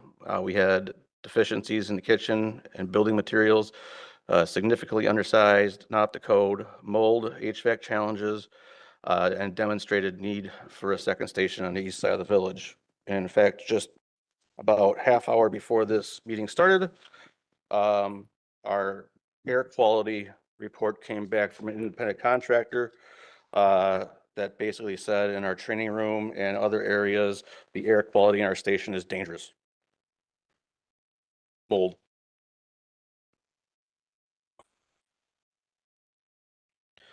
I kind of went over my brief overview. Our station options that we kind of looked at.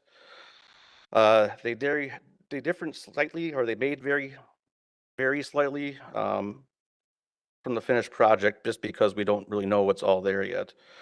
And the next phase is design phase. And we had presented at Public Safety 2 options, which I had spoke about earlier. This would be the option that is on the east side of the village. This is our preferred as a department. We feel it works best for us operationally because we can stay working on one side while the other side is constructed. In addition to that, once it is finished, as reported by the public comments from our union, it'll serve better needs as far as noise control, separating the public when there's events going on in the station, and it just gives us a residential side and a business side. The other option is a little more expensive per square foot, but it does have, it does have space then for additional bays. When we talk about it internally and looking at what we've seen for all of our assessments, we would still prefer to move to the east side due to the fact that any other growth that we would need would be to have a second station in a different location of town, preferably on the east side of town. And then just kind of a timeline of what we're thinking on how this would look. Obviously we're a ways out and we're hoping for a groundbreaking in 2026 if this does move forward. Questions for the chief before we entertain a motion? Trustee Cutts. I didn't really have a question. I just wanted to say this came to Public Safety last month and they presented to us and we sent it forward with a positive recommendation, but left the choice of the options up to the full board instead of recommending one over the other. Trustee Baum had made some good points about the other option being able to add on. But as the chief just said now, I mean, the next step would probably be a second station. So I don't know if, personally, in my opinion, I don't know that that's necessary and this option's a little cheaper. Trustee Borst. Yep, I just wanted to say I had the chance to tour and meet with you and the rest of the team and wanted to say thank you. It was a great tour. I was able to see everything firsthand for myself. The one thing that I did want to ask you is, do you feel like there's other architectural firms that focus more on exhaust mitigation and controls that we should add to the list of RFPs? We did discuss the need for those types of controls, and that was included in the prices that we have on here. Okay. We tried to fit this, and any of those gentlemen over there have any more input on this. But we did try to price this that everything we could need is included in that price. That's Okay. furniture, everything. Yep, yep. But do you feel like there's another architectural firm out there that focuses specifically on firehouses that would focus more on some of the safety concerns? Or do you feel like what the RFPs that we'll be getting are sufficient to cover that as well? I believe that the RFPs we should get would be sufficient. Okay, all right. Trustee Kaminsky? For those in our audience or who are watching, might be wondering how we got from, say, a few months ago, we're going to be building a new fire station somewhere. I think we decided it would be further east to service that part of the area. How did we move away from that, and how will you be able to service effectively without the station on that side of town? So we haven't fully moved away from having a station on the east. What we have moved in favor of is to give us something that works better right now. Currently, we have taken every room in that building and made it into a multi-purpose room of some sort. Have taken offices, divided them into more offices, including taking my office and moving it into a separate building. For example, our training room, well, which was our training room, is now our report writing room / training room / day room. Our kitchen is still our kitchen, but it is very small for the amount of people we have there. My office originally was divided into 2 offices. The captain's office has now been turned into a bunk room. What was the report writing room is now the lieutenant or safety, health and safety. Can't talk tonight. I should do this all over. Has been turned into the inspection office. May I so? No question that you need the space and you need renovation. Mhm. How soon will it be before you come back? Because this is $6 million. And I'm looking at this, and I also know we need a police station. So how soon do we expect to see you back here? Not for a few years, or?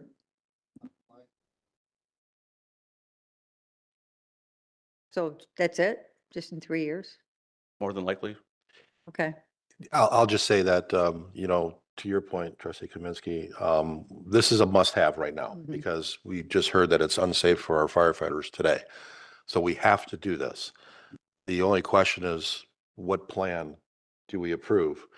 Now, I was at the Public Safety Committee meeting last month where Trustee Baum made a comment about what he prefers. And, you know, I tend to agree with that because my concern is that I don't think there's going to be a tremendous amount of appetite from this board or the taxpayers to fund a East Side headquarters station at this time. Mhm. So knowing that, you need a plan for growth.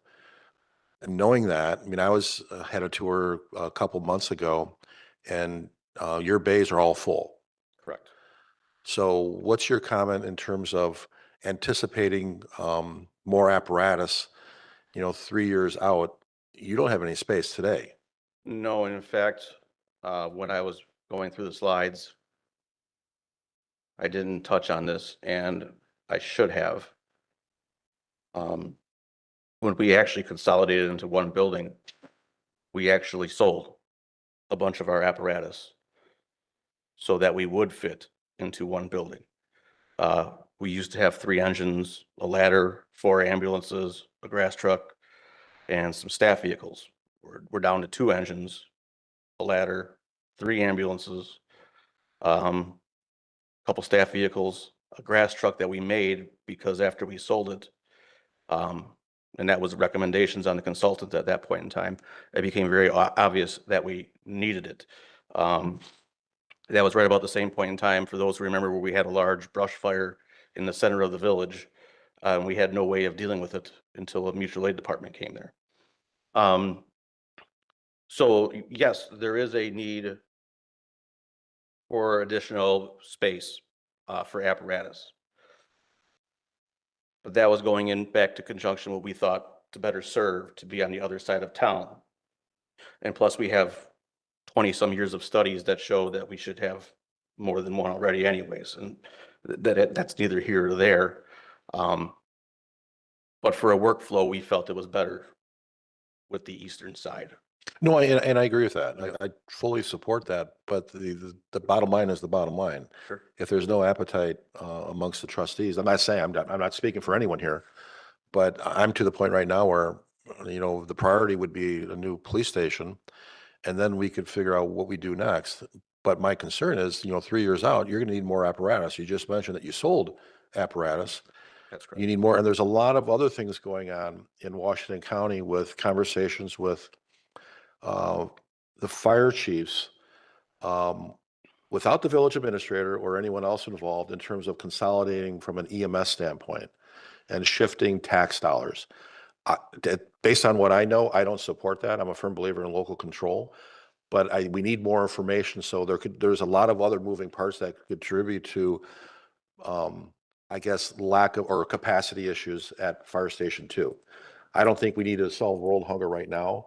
We need to make a decision. But again, if the East Firehouse doesn't happen, will you need more space for apparatus? That's my question. Yes. Okay.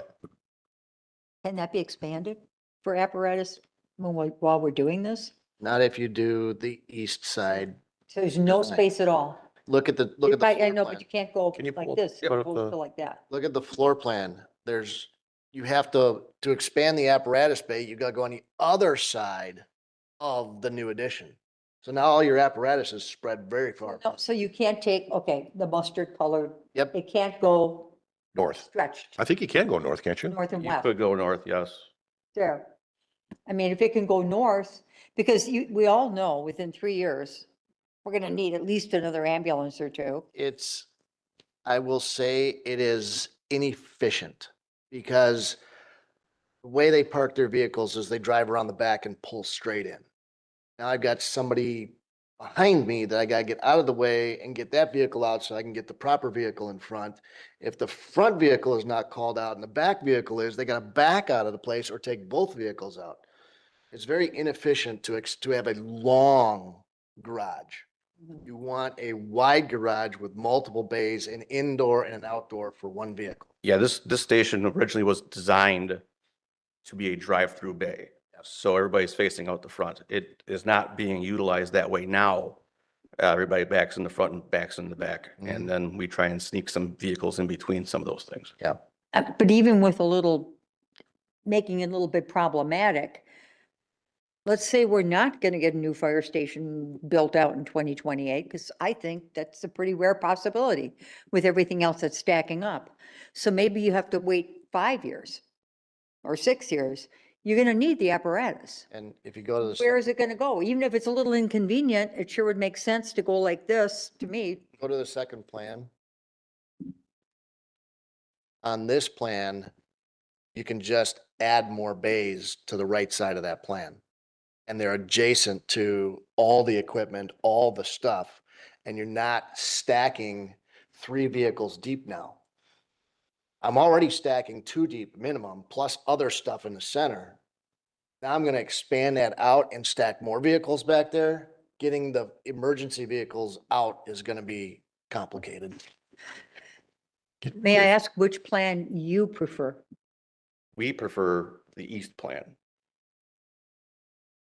Go ahead. On the east plan too, we did have conversation. There is room to continue expanding the bay before we start that bunk room addition. So if we go back to the one more before this.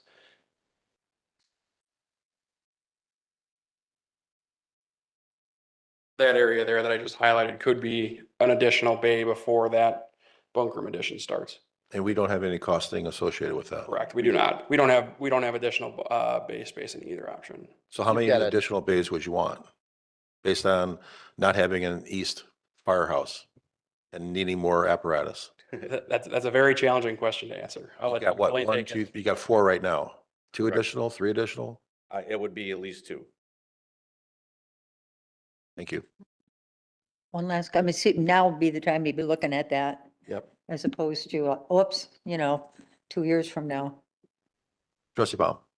And while I agree with moving this forward, I don't think either of these plans are correct. There's problems with both designs. They're both ineffectively done. I think another round of preliminary design has to take place, but I think you're only at conceptual right now. You haven't figured everything out. I think there's another design that would be far better than either of these two. But it goes with everything on the east side. And the separation that they talk about can be done north and south. The southern part of the west side is your administration and all your stuff. The northern part is all your living and accommodations that goes up there.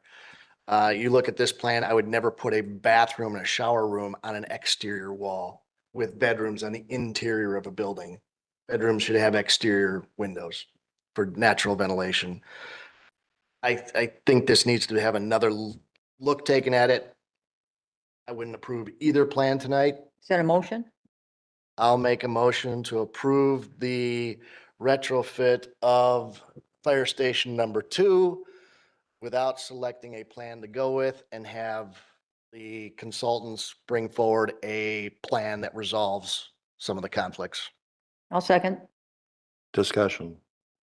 And I would ask that we also price out 2 additional bays.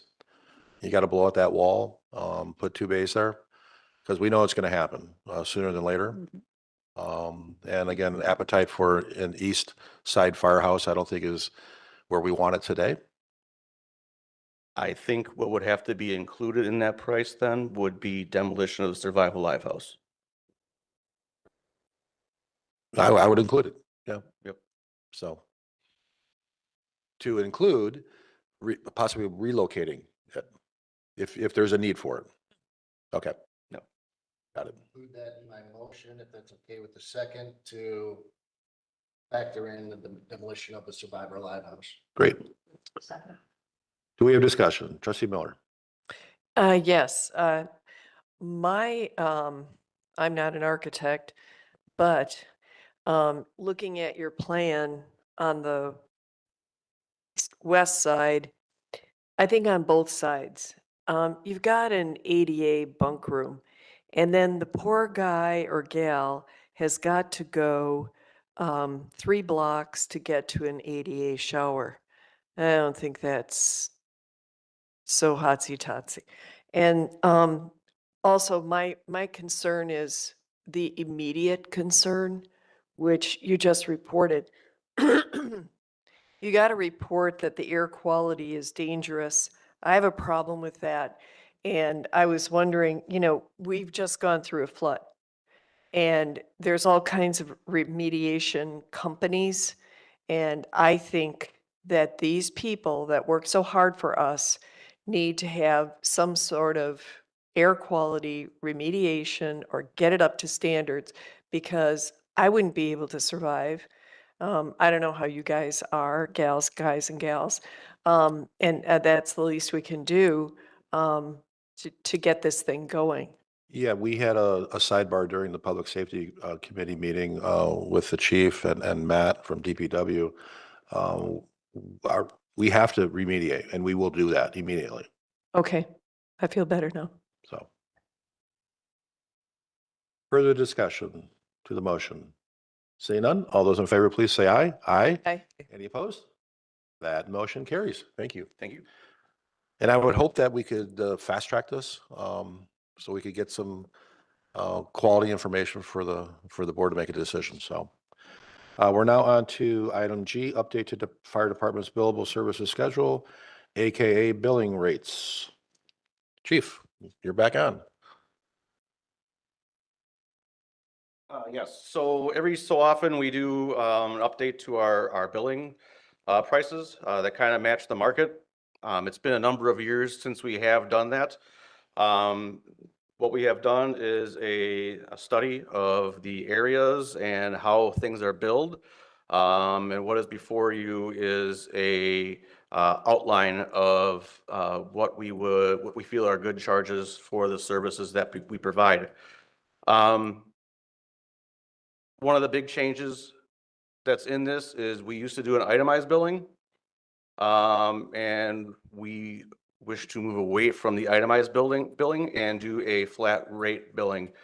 We have been advised by our billing company that we would be able to collect more from that model because it's not picked apart as much by different types of insurances and Medicare. In addition to that, we have added some things on there that we have had capabilities of billing before, but never really had. Let me rephrase that. We've had the ability to bill for before, but we have never had the capabilities to bill for before. The new billing company is willing to take on those items and see that they get billed adequately. For example, to responses on the freeway, Wisconsin DOT will pay back to the fire department, but we've never really had the ability to bill back to the DOT to receive those costs. This does cover that information. Make a motion to approve the update to fire department billable services schedule, also known as billing rates, as presented. Discussion, trustee Kaminsky. Just a couple questions, Chief. When was the last time we increased these rates? With the exception of a couple outliers, it was about 2019. So that's quite some time ago. Yep. And are we comparable with surrounding communities? Yes. Okay, so about the same. Yep. So and will insurance cover this increase? Some of these are more, they're like 100% increase. Private insurance should cover most of it, depending on the plans. Medicare. Which is mostly what does, you probably get are Medicare, unless it's an accident or. But Medicare has recently changed how they're doing things, and we are in a program right now that allows us to collect more from Medicare, which has really been started within the last 4 months or so. And we were already seeing that working, so. Okay, and my final question, what was, how did you decide the new fees? Some are 100% increase, some are a little bit less than doubled. What was the thinking on this? A lot of it has to do with the cost of supplies that go into it. Some has to do with man hours that go into it and how we compare to similar departments who have the similar skill sets. Okay, and the $375 return trip, which is going to 500, I imagine that includes, it's not just mileage, it's basically restocking the ambulance and preparing it for another run? No, that, and correct me if I'm wrong, Battalion Chief Reichert, but that is a return call. Is it not? Right.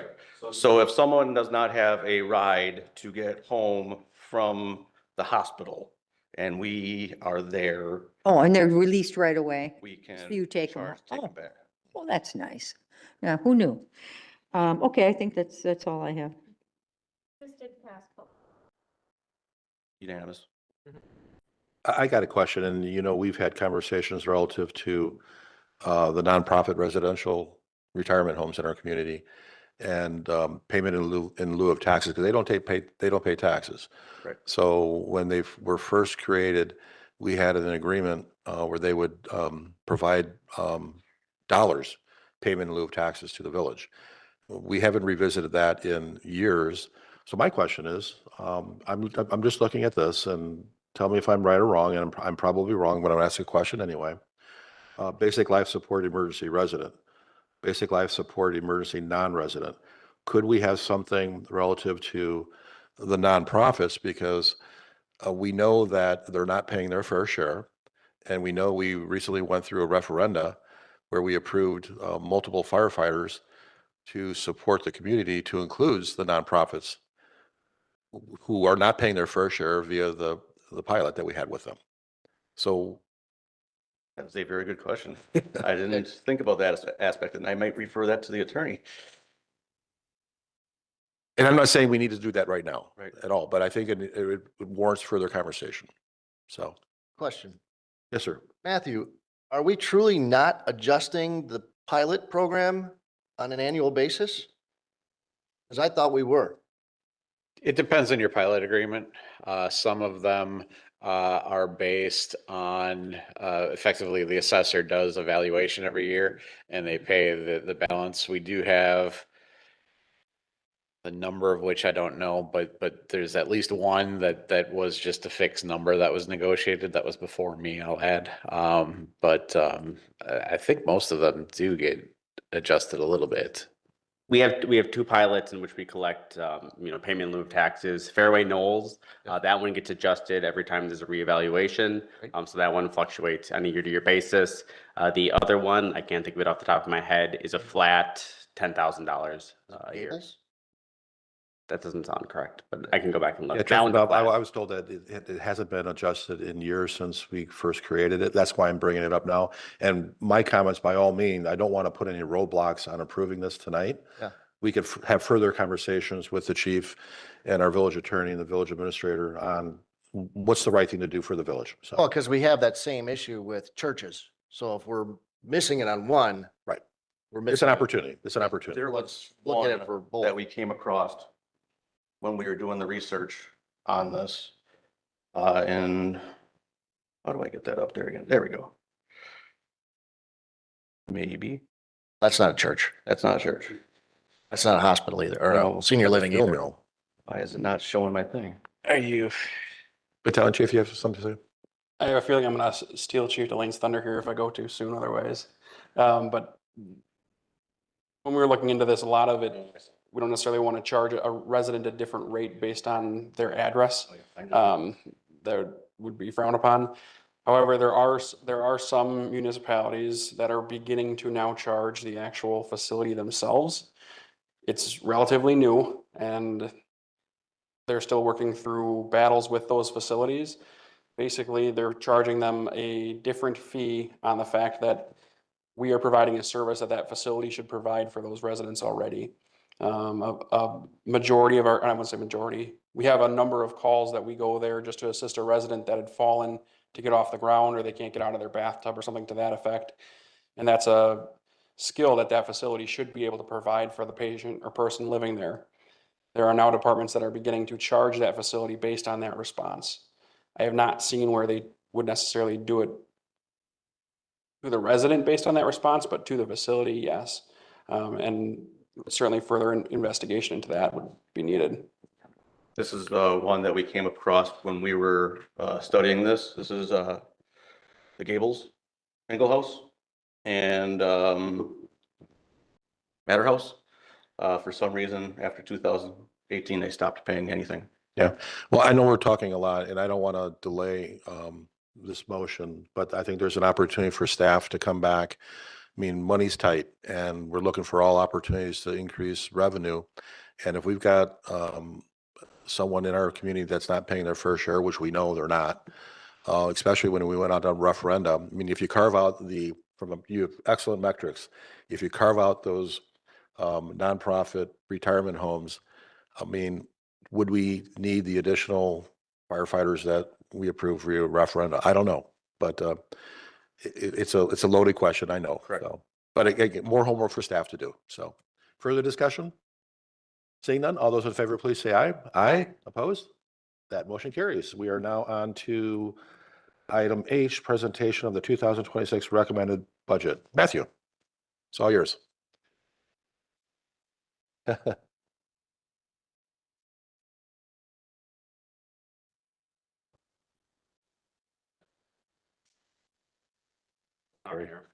Very.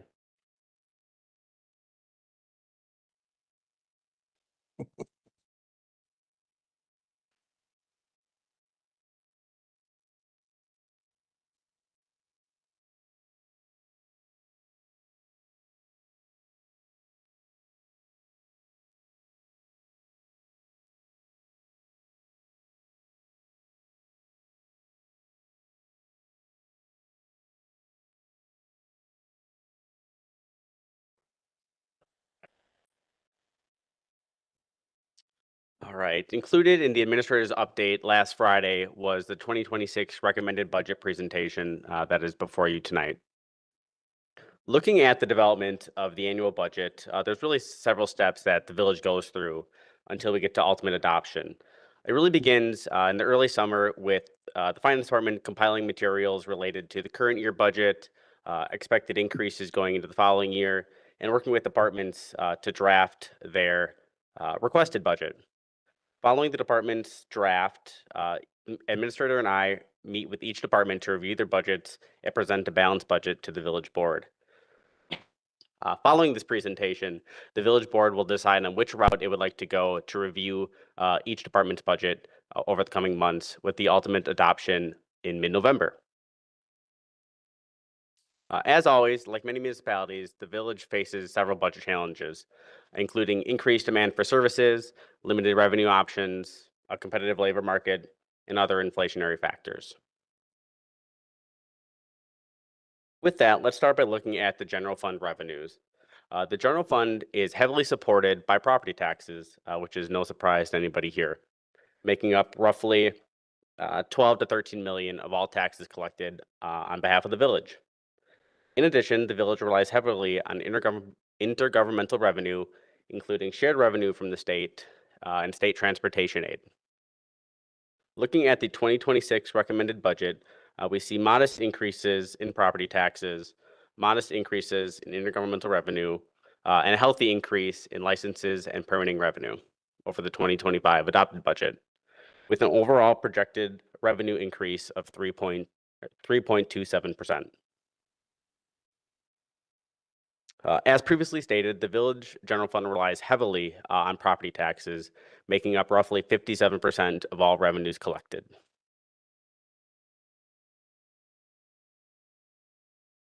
Diving a bit more into the revenue, the village received a net new construction rating of 2.14% for the 2026 budget.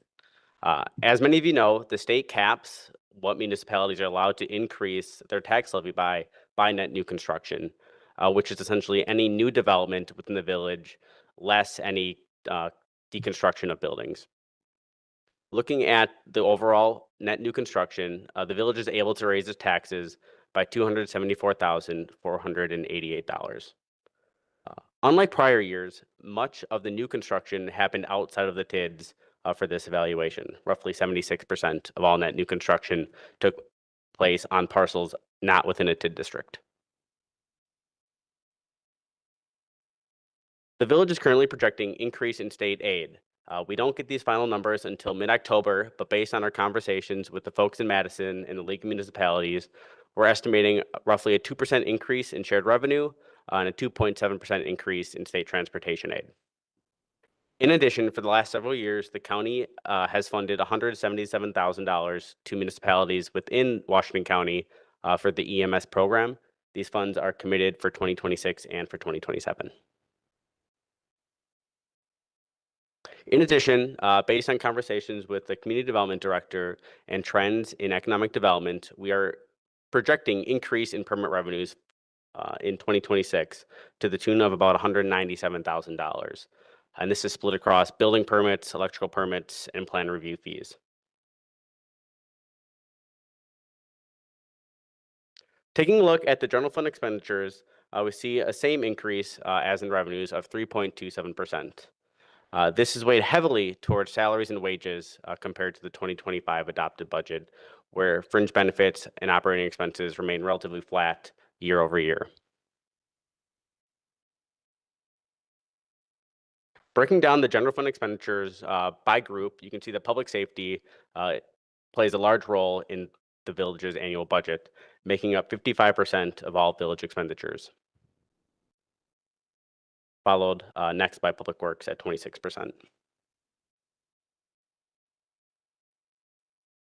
It's a little small on your screen, but here is a change in general fund expenditures by department, comparing 2025 to 2026. The largest percent increases being the clerk's office due to the additional elections they will face in 2026, as well as in inspection and permitting, which is where the Safe Built contract is located, and they take a percentage increase on all those permit revenues. So as permit revenues go up, so do those expenditures.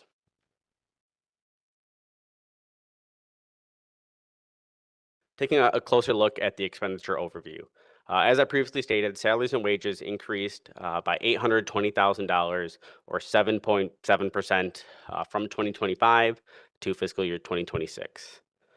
Union increases of 3.5% and 4.4% respectively for the police and fire unions, plus those step increases. Taking a little closer look at the salaries and wages, roughly 63% of that overall increase is directly related to the Public Safety Department of Police and Fire. In addition, the village has budgeted a 3.5% performance adjustment for all non-union staff. Fringe benefits remain flat as health and dental premiums remain unchanged from 25 to 26 due to the healthy nature of the health fund as well as the dental fund. WRS employee and employer contributions increased for non-public safety employees. So for myself, the clerk's office, some of your non-traditional or your non-public safety employees, our WRA's contribution went up. The public safety contributions went down. So the net effect is roughly zero. On the operating side, you'll notice that many of the operating supplies and expenses are roughly flat. The largest increase was driven by increased We Energy costs and projected increases in property insurance and workers' comp. On the capital outlay side, the village removed all non-borrowed capital from the 2026 general fund budget and shifted it to the 2026 capital budget. We are currently looking at different funding options and strategies to ensure that the village is properly replacing all of its capital equipment needs while not overburdening the general fund or the capital fund. So we're looking at additional strategies there. On your screen, you can see the village property tax levy for the last 10 to 11 years. You'll notice rather two spikes. The first spike being in 2023 when the DPW building debt service hit the debt service levy, and in 2025 on the operating side for the public safety referendum that was approved in April of 2024. You don't see the breakdown between the general fund levy and the debt service levy. On the next slide, you'll see the village tax rate. So the tax rate is what an individual homeowner pays per $1,000 of assessed value.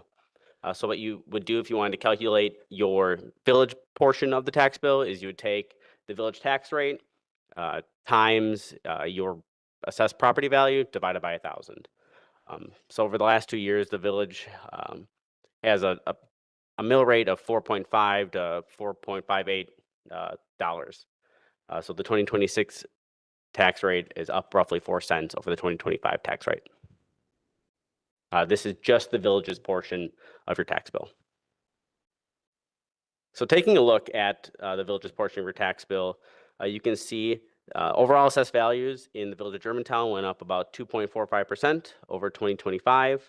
So taking a look at the average assessed single family home, the average assessed value is about $452,000. Taking that times the $4.58, the average resident will pay a village tax bill of $2,070 or $25 over their 2025 adopted tax bill.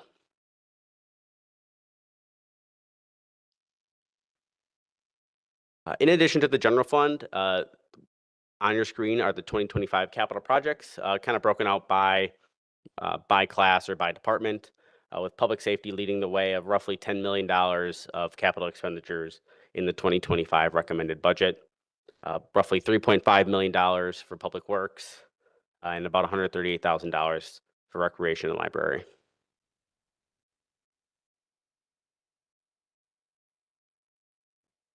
Yes. Can you elaborate on the police department design fee of $3 million on a $6 million building? The police department or the fire department? Labeled, that's police department is 3 million. It's, do you have design fees for the fire station?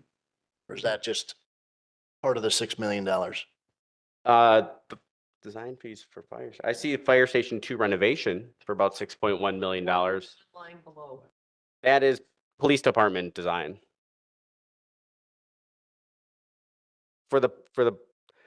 Based on discussions with the DPW director for the cost of a new PD building, we took about 10% for design costs.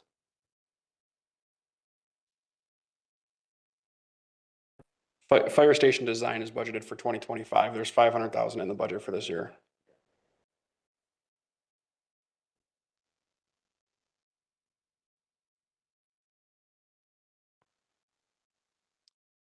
Some of the next steps that the village board will need to take direction on is how they would like to review the 2025 recommended budget. At GGF, they recommended option 2, which that each standing committee will review their department's budgets and make recommended changes, where we'll have one final committee, the whole meeting near the end of October, where all of those changes will be voted on by the village board before it is, ultimately adopted in November. So that is the action we're looking for tonight from the village board. Trustee Cutts. I have a question. Earlier in your slide, you said you expected increased in shared revenues. I recently went to one of the listening sessions with Josh Showman, and he said that the state told him the court system share between the state and the county was lower than expected because they expected 1.5 million and they're only getting 150,000.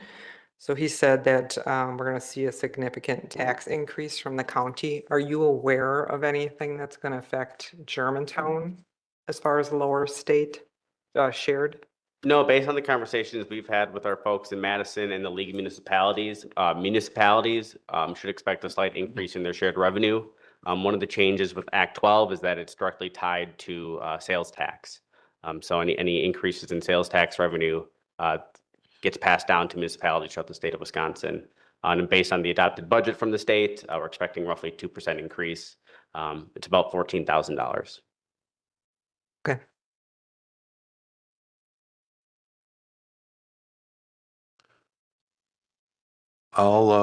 Thank you very much, Matthew. Great job. And also great job on closing the $600,000 gap. I know there was, each department did some heavy lifting on achieving the 5% reduction. And there's a template that was completed and we don't have access to that yet. But we're going to get access relatively soon. Is that accurate?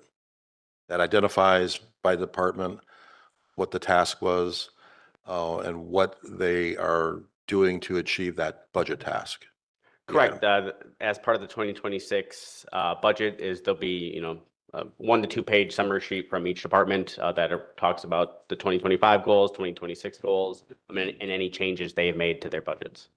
Yeah, and before we get into a conversation on, option 1 or option 2, which GGF supports, and which I support as well, it's not something that they're going to be reviewing this information. They're not going to say, well, they may say, I don't agree with that. That's okay. But the bottom line is the bottom line. They have to achieve the budget task. So if it's not going to be this, it's got to be something else. So that it comes to us with a balanced budget for further review and discussion. I would still like to have the standing committees have visibility to their own budget before it comes to us. So I guess I'll entertain a motion and so we get further conversation going on. Terry? I'll make a motion to go with option 2, committee review of budgets. I'll second. Do we have, I'm sorry. go ahead. On our agenda, it's just discussion only. Are you looking for, we don't have an action item listed. Are you looking to have, Oh. were you looking to have a motion? Because on here, it's got. Can we do action? Doesn't say action. Can we do action or no?